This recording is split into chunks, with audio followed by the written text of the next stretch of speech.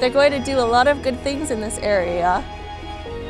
It's going to help a lot of people in the community, revitalize Regina, bring economic profits. It's going to be a good thing. The grandstand of the old Mosaic Stadium, Taylor Field, was torn down in 2017. Since then, the City of Regina Council and administration have been seeking the public and stakeholders' input of what the community wants to see done with this underutilized land. So who is this new infrastructure affecting? Is it meeting the needs of the whole community? How are the surrounding neighbors feeling about the new development? Is the public getting a say in what will benefit social and economic growth?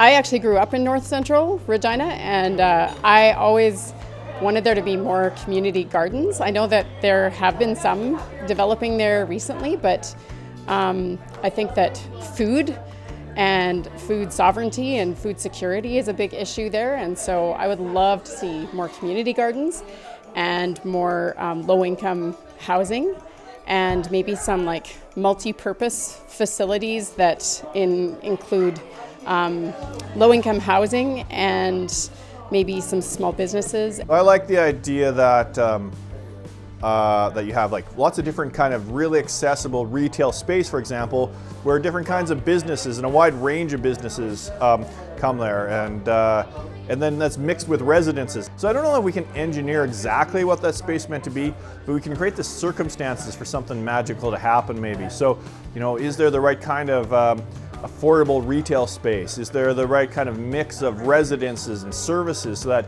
people just on the street will interact and that there's opportunities for these kinds of things to happen? Is the government addressing community-identified social issues?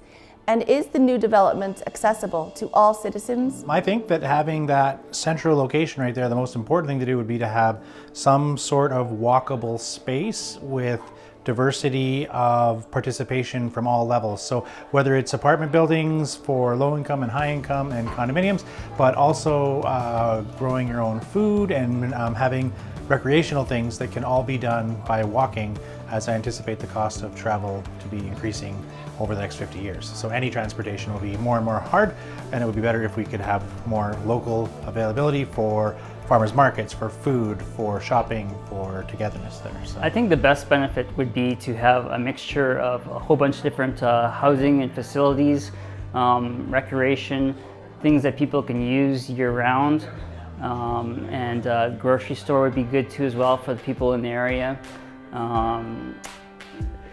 Mixed income levels of housing, both low income and high income, and some green space would also benefit the area too as well. So basically just a good, well mixed residential commercial area for the area, and not so heavy on the parking. What about accessible transit, traffic, and walkways? The City of Regina is in the process of developing a policy document called Yard's Neighborhood Plan. In this plan is a set of principles that will determine housing options, sustainable development, traffic and pedestrian connections, and a place for community to have celebrations and events.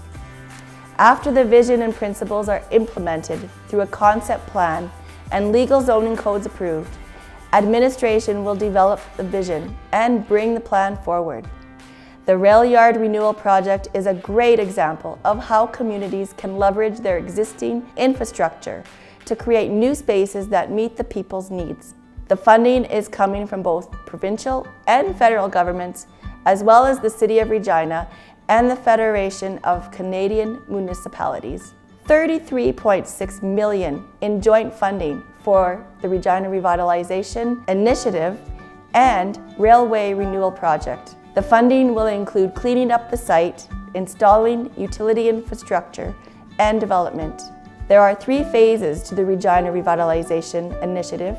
Phase 1, completed in 2017, was the construction of Mosaic Stadium. Phase 2 is the Rail Yard Renewal Project, the largest urban revitalization project of the city's history. The third and final stage is the long-term redevelopment of the site of Taylor Field, the former Mosaic Stadium, making approximately 20 acres available for new development. The city has been working in a process providing many opportunities for the public and stakeholders to voice their visions and aspirations. Over 1,500 residents provided feedback through public meetings, surveys, and consultations. The plan is to accommodate private sector investment and many public development options, such as the new underground infrastructure, public parks, and a renewed Dewdney Avenue with a pedestrian bridge on the southern part of the railroad site that would cross to connect the Regina Warehouse District. Rehabilitating any existing infrastructure is the way to a sustainable community and promotion of economic growth that will transform the Regina City Centre into a dynamic, connected, and vibrant community. The public stakeholders and the city are very excited and greatly anticipate what will become of the new land and for the future of our city.